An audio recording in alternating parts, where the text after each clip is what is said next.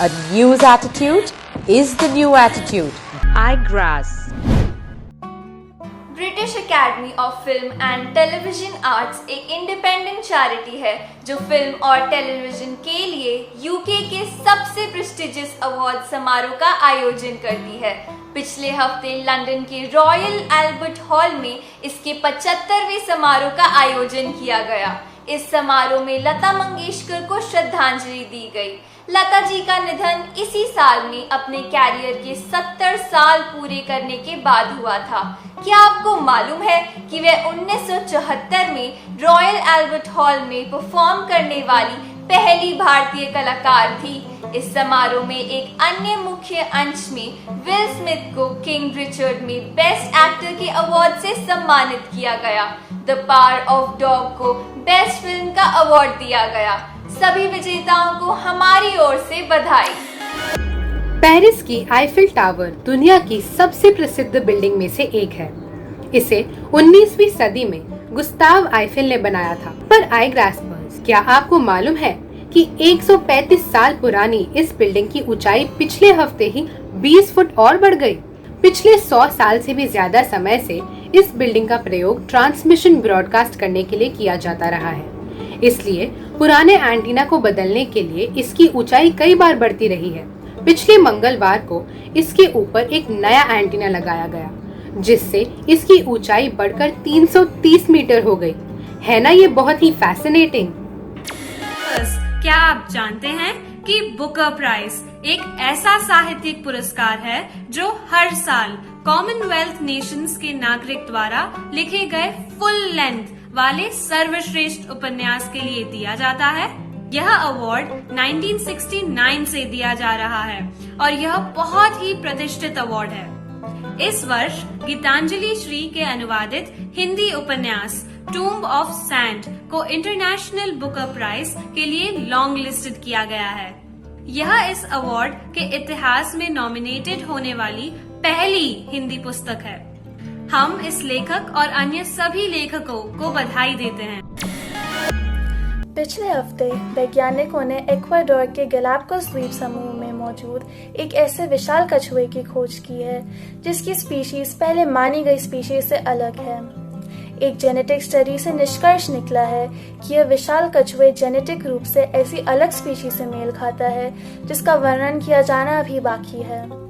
क्या आप जानते हैं गैलापागोस वही द्वीप है जिसने अपनी रिच बायोडाइवर्सिटी के कारण चार्ल्स डार्विन की थ्योरी ऑफ एवोल्यूशन को प्रेरित किया था।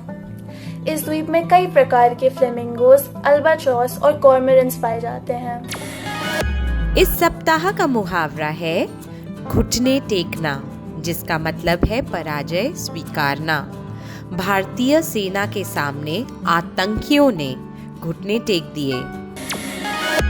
बूझो तो जाने, गर्मी में जिससे है हम घबराते, जाड़े में है हम उसी को खाते। उससे है प्रत्येक चीज चमकती, दुनिया उससे खूब दमकती। धूप। पहचानो कौन? इस अमेरिकन गायिका और अभिनेत्री ने 2016 में अभिनय के लिए गोल्डन ग्लोब जीता था। गायन के क्षेत्र में 12 ग्रैमी मिले थे और उन्होंने 7 से भी ज्यादा एल्बम बनाई थी। उनका स्टेज नाम रेडियो गागा नाम के एक गाने से पड़ा था।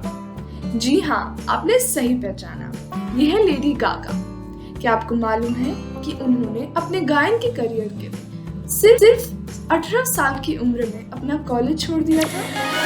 क्या आपको मालूम है कि आप अब साइकिल चलाते हुए फुटबॉल भी खेल सकते हैं? मतलब कि दोनों काम एक साथ कर सकते हैं। जर्मनी ने एक नए खेल साइकिल बॉल की शुरुआत की है।